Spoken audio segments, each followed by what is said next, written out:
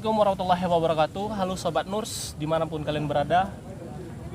Baik, di dalam video kali ini Nurs Garden akan mengadakan sesi Nurs Ngobrol. Kali ini kita akan berbicara tentang perkopian duniawi. Kita akan mempelajari apa itu kopi, mulai dari pertanian sampai ke hadir di cangkir kalian seperti itu. Kali ini saya tidak sendirian, saya akan ditemani oleh sahabat saya saya panggil itu Bung Dipa. Bung Dipa ini adalah mahasiswa pertanian di Institut Pertanian Stiper Yogyakarta, sedang menjalani perkuliahan di semester 6. Baik, langsung saja mungkin saya panggil Bung Dipa. Oke, kali ini Bung Dipa sudah hadir di samping saya. Halo bro, gimana? Alhamdulillah baik bro. Siap, mantap. Jadi kali ini kita akan berbicara tentang kopi ya, yang akan Dipa jelaskan. Jadi sebelum kita berbicara lebih lanjut, kita coba mengulik sedikit profil Bung Dipa itu sebagai mahasiswa pertanian tapi juga sedang asik berkecimpung di dunia perkopian gitu, sampai mampu berdiri secara finansial seperti itu. Kira-kira apa nih, siapa sih sebenarnya Bung Dipa ini gitu loh. Maka kita langsung saja kita dengarkan dari orangnya gitu. Kalau misalnya siapa, ya saya ini juga mahasiswa lagi belajar ke Jogja. Belajar apa saja yang ingin saya gali di Jogja, nggak hanya di dunia perkuliahan, juga di luar perkuliahan. Terutama saya kan juga memang hobi ngopi nih Bung Rahmat. Memang dari kecil itu di keluarga itu kami memang pengopi semua. Mantap, dari saya kecil. Jadi kalau misalnya pagi di keluarga lain itu pagi disuguhkan teh, kalau kami kopi Bung Rahmat. Karena dulu itu juga pengaruh lingkungan juga. Di lingkungan itu di Pekanbaru, saya kan dari Pekanbaru ini. Pekanbaru Riau. Nah, pas di sebelah rumah nenek saya itu ada penggilingan kopi. Jadi kami juga langganan juga beli kopi, karena juga dapat gratis dikirimin sama tetangga kami itu kan. Ya akhirnya jadi ya kayak kebiasaan gitu saya ngopi. Sampai ya kalau Mas pernah datang ke Pekanbaru, di Pekanbaru itu ada namanya kopi tiam. Kopi tiam itu kan kopi hitam biasa gitu kan. Yang konvensional itu ya? Iya, yang konvensional disaring bentuk kopi Aceh. Cuma kan bukan kopi Aceh, kopi tiam itu kan lebih tepatnya itu orang Tionghoa yang merantau. Kan kopi dan tiam. Kopi itu kopi yang kita minum, tiam itu kedai kopi. Iya. Jadi memang Bung ini udah cukup lama lah ya mengenal kopi gitu.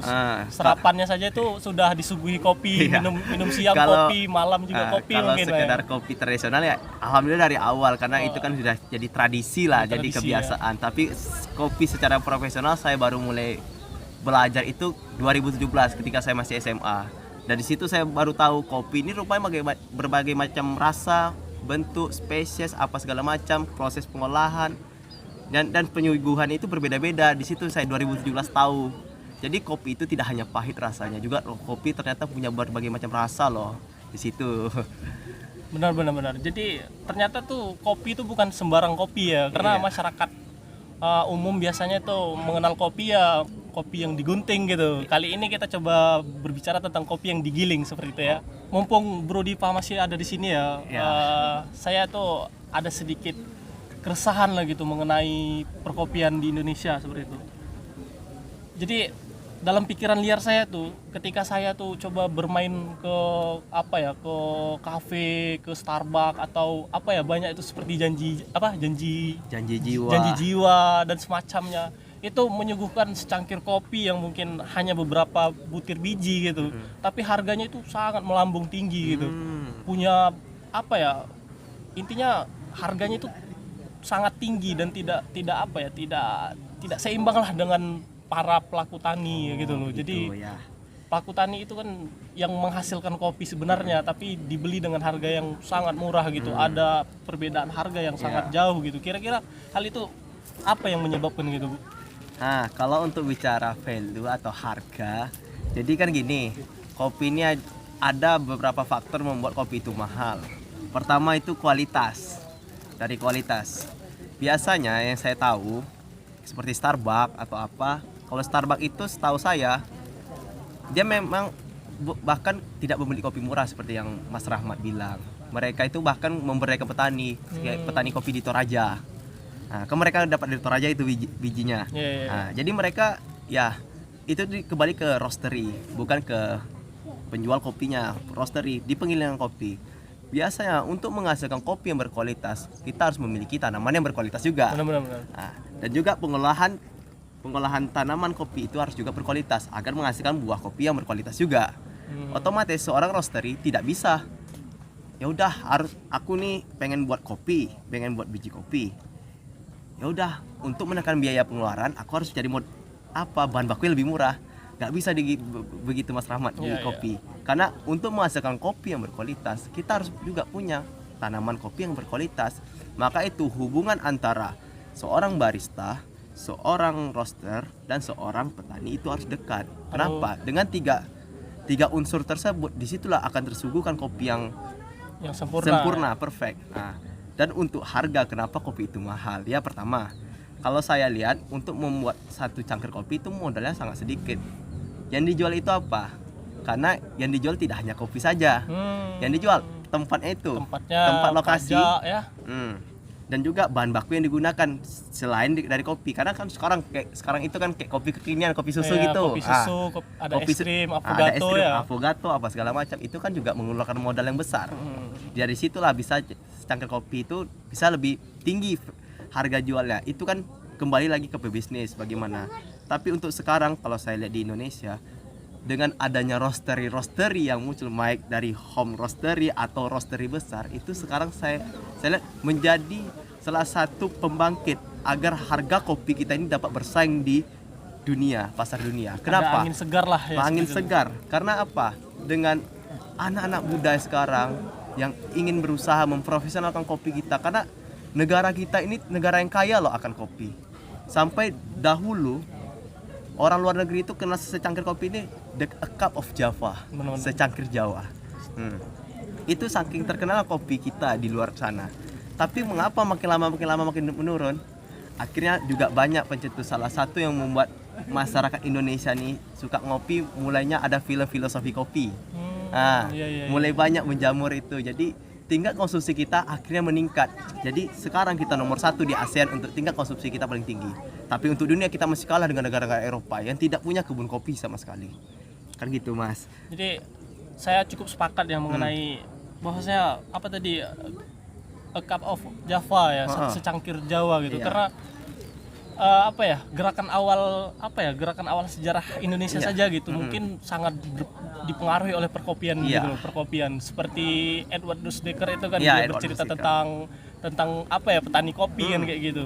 Bagaimana suatu kopi itu bisa merubah bangsa yang terjajah menjadi bangsa yang merdeka, sama juga seperti di Perancis gitu.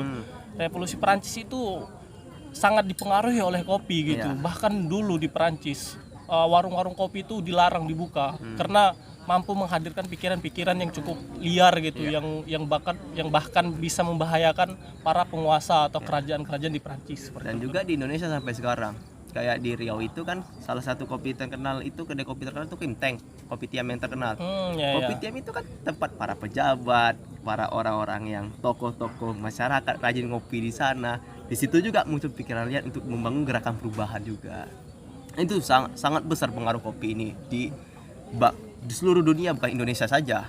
Karena kopi ini kan tidak hanya sekedar minuman saja, tapi minuman pembawa menjadi jembatan kita untuk menemukan suatu inspirasi dan suatu gerakan bahkan. Dan juga kalau misalnya untuk kopi sekarang kan ya, untuk sekarang kopi udah jadi, bahkan udah berapa daerah di Indonesia, kota-kota besar seperti Jakarta, Bandung, Yogyakarta, Surabaya, Malang, itu udah menjadi lifestyle bagi masyarakat. Gaya hidup lah ya, kebutuhan.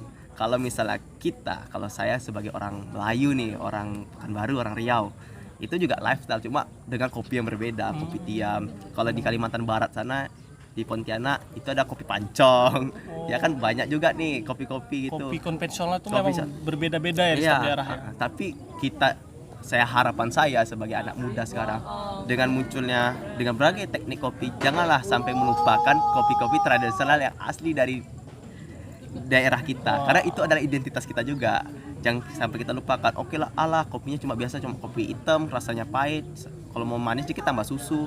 Ya jangan, karena kopi kita tradisional bukan berarti kopi kita nggak bagus. Kalau menurut pandangan saya, kopi itu nggak ada kopi yang nggak enak, kopi itu nggak ada yang berkualitas rendah, nggak ada. Tergantung bagaimana cara kita menikmatinya, bagaimana kita cara menghargai. Karena kopi, untuk menghasilkan cara kopi ada perjuangan dari seorang petani, ada juga perjuangan dari seorang roaster dan seorang barista.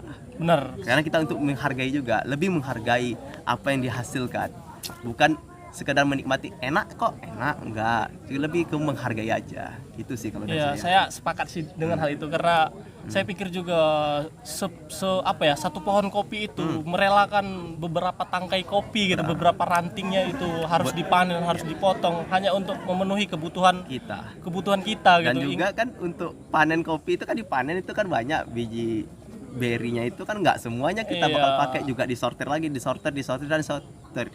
Maka harga kopi itu sampai sekarang meningkat jauh daripada yang dahulu, karena kita sudah menaikkan kualitasnya. Itulah banyak peran anak muda sekarang yang kreatif, ingin meningkatkan kesejahteraan petani juga kalau begini. Karena yang dahulu kita hanya petani yang menanam itu karena hanya untuk memenuhi kebutuhan, ya panen aja gitu, nggak pakai sorter, yang penting merah buah ya udah langsung olah. Sekarang dengan adanya roster ini malah jadi lebih profesional, bahkan harganya itu jauh daripada yang sebelumnya. Karena ada pemberdayaan gitu. Oke, baik. Mungkin kita tadi sudah bercerita tentang ini ya, tentang kopi, keunggulannya, keistimewaannya, dan kita juga sepakat ya dengan kopi itu adalah anugerah Tuhan yang paling bisa dibilang itu sangat berharga seharusnya ya. Dan sayang tidak dimanfaatkan. Nah, sayang banyak ada oknum-oknum yang menggunakannya itu dengan salah gitu. Ada yang memanfaatkannya untuk kepentingan pribadi, ada yang hanya dipakai begitu saja gitu, tidak dimanfaatkan dengan baik begitu. Jadi kira-kira inilah selama Bung Diva mengopi gitu ya, bisa bilang mengopi lah ya kegiatannya ya, mengopi ya. Selama Bung Diva mengopi, kira-kira bagaimana sih bisa kita tuh ini ya merasakan kenikmatan kopi itu yang sebenarnya seperti itu gitu. Nah, di sini kan kita punya ini ya sedikit bahan dan barang untuk brewing kopi ya. Mungkin Bung Dipa bisa menunjukkan kepada teman-teman Nus Garden yang ada di rumah bagaimana cara brewing kopi dengan baik seperti itu. Sebelum saya tunjukkan alatnya, nama-namanya, lebih baik saya jawab dulu pertanyaannya dulu ya Mas, biar enak kita. Daripada lupa. Kalau misalnya untuk menikmati kopi ya, setiap orang punya cara yang berbeda-beda dalam menikmati kopi. Ada yang pengen ngopi kayak anak-anak senja gitu kan, ketika senja baru ngopi. Ada, kalau saya sih biasa pagi sebelum berangkat kampus saya ngopi dulu. Ya. Tapi kalau untuk cara ngopi ya setiap orang punya persepsi dan caranya masing-masing. Bahkan kayak Beethoven gitu. Mas tahu Beethoven? Komposer terkenal dunia. Itu bahkan dia punya cara untuk menikmati kopi sendiri. Dia menghitung 60 biji kopi, baru di green dan diseduh dengan cara dia sendiri. Oh, ternyata tuh setiap lidah itu punya kesukaan masing-masing seperti dan itu. Dan kita nggak bisa cara saya dan cara Bung Rahmat juga berbeda kan dengan saya. Saya biasanya sih kopi guntingan itu. Nah, nggak apa-apa. Lebih murah, lebih efisien. Kopi gunting yang dari kampung itu tradisional gitu kan, enak juga, saya juga suka kok. Nah, tapi kan kalau lebih saya bukan cara untuk ngopi, tapi cara menghargai dari secangkir kopi. Ketika beli kopi, jangan dihabisin loh, jangan mubazir. Kenapa? Karena ada yang berkorban di sana. Ada yang berkorban di dalam secangkir kopi itu. Jangan mubazir. Karena dia nggak suka, ya kalau nggak suka ngapain lu pesen? Kenapa kamu pesen kopi yang kayak gitu? Mending kamu pesen apa yang kamu suka, yang bakal kamu habisin. Karena dalam secangkir kopi itu banyak perjuangan kayak petani, mulai dari pembibit, pengolahan lahan, sampai pembibitan, sampai perawatan, sampai besar kopi dirawat lagi, belum dipanen. Dipanen buahnya, disortir dulu. Ketika pulang pasca panen juga disortir lagi, sampai di roastery disortir lagi. Jadi banyak yang diperjuangkan dari secangkir kopi tadi. Intinya itu jangan ngopi hanya untuk gaya. Untuk gaya, itu untuk oke lah, pengen ngopi. Misalnya ini kopi, Ya udah, ada nama dia foto gini karena kopinya aduh kurang suka. Untuk status saja. Ya udah, cuma segini ya udah ditinggalin. Saya kadang lihat, saya kan hobi juga nongkrong di coffee shop atau apa. Kadang ya saya miris saja sih, mereka ngopi oke, pakai duit mereka belinya. Oke, duit kalian yang beli. Cuma ya hargai dong. Jangan nggak dihabisin. Bahkan ada orang di luar sana pengen ngopi di coffee shop yang mahal yang apa, pengen ngerasain tapi nggak bisa karena duitnya nggak ada. Masih banyak orang yang apa, lebih ke menghargai aja sih kalau saya. Jangan ngopi ya udah nggak enak udah tinggalin pergi ya, duit aku kok, ngapain kau yang ngatur, kan kayak gitu kan. Ya jangan gitu, hargai dong bro, usaha dari barista nyeduh, roaster lagi ngerosting, petani yang nanam, hargai dong. Itu sih luar biasa ya, itu pesan yang sangat mendalam itu seharusnya untuk kita renungi gitu. Jangan sampai kita mau ngopi itu hanya untuk bergaya atau hanya untuk sosial media gitu ya kan, untuk eksis di sosial media, karena banyak pengorbanan di sana gitu. Mungkin langsung saja lah, saya udah lama juga nggak ngopi mahal gini ya. Coba gimana nih? Ini tuh apa sih kok beda gitu? Apakah ini barang-barang ini apa gitu? Pertama ya kalau saya dari ini dulu deh, dripper. Kalau ini namanya dripper untuk V60. Ini juga banyak ukurannya mas dan banyak macamnya. Kalau saya ini pakai yang biasa. Ini yang ada ukurannya, ada 01, 02. Ini yang 01 saya pakai. Nah, kalau banyak sih, ada yang Kalita, ada yang 02, ada yang dripper botol drip yang untuk tetes. Banyak deh mas sekarang. Bahkan yang lokal juga ada. Yang sekarang itu yang bagus yang punya yang Mas Pepeng dari klinik kopi. Itu yang koke. Nah, itu juga yang dari apa nama itu? Dari Tanah Liat yang di Tebikar itu. Banyak inovasi-inovasi, bahkan dari negara kita juga ada inovasi untuk mengedrip kopi. Nah, kalau ini namanya paper filter. Ini digunakan untuk memfilter nanti dari biji kopi tadi. Untuk menahannya ya. Ya, untuk menyaring. Untuk menyaring. Kan disaring itu kan kopinya. Terus ini saya pakai grinder yang hand grinder untuk menggiling kopinya biar halus. Lebih halus biar, ya. Biar ini kan dari biji kopi kan, kita lebih grind, dan juga bisa kita atur ukurannya nanti. Mau ukurannya seperti apa sesuai kebutuhan dan cara seduh yang kita akan gunakan. Terus ini ada kettle ghost neck, kettle lerangsa. Kalau di kampung saya bilang ini ceret mas ini. Ya, kalau kami teko. Teko ya. Ini kan kalau ghost neck ini gunanya kan agar nanti ke puring itu kan lebih enak diaturnya karena kan tertahan. Iya. Jadi volume yang kita keluarkan bisa kita atur. Bisa kita atur. Lalu ya ini biji kopi. Wah, ini dia. Ini ada yang tunggu ini. Nah, ini biji kopinya dari Toraja Pulu-Pulu. Dari Sulawesi Selatan. Kopi Toraja Pulu-Pulu. Ya. Jadi begini teman-teman Nurs, sobat Nurs, ini ada Toraja Pulu-Pulu. Mungkin suatu saat nanti kita bisa menikmati bersama. Iya. Oke, langsung saja kita akan melihat Bung Dipa nge-brewing kopinya. Siap, ayo. Merasakan kopi yang rasa yang pernah ada. Iya. Masuk.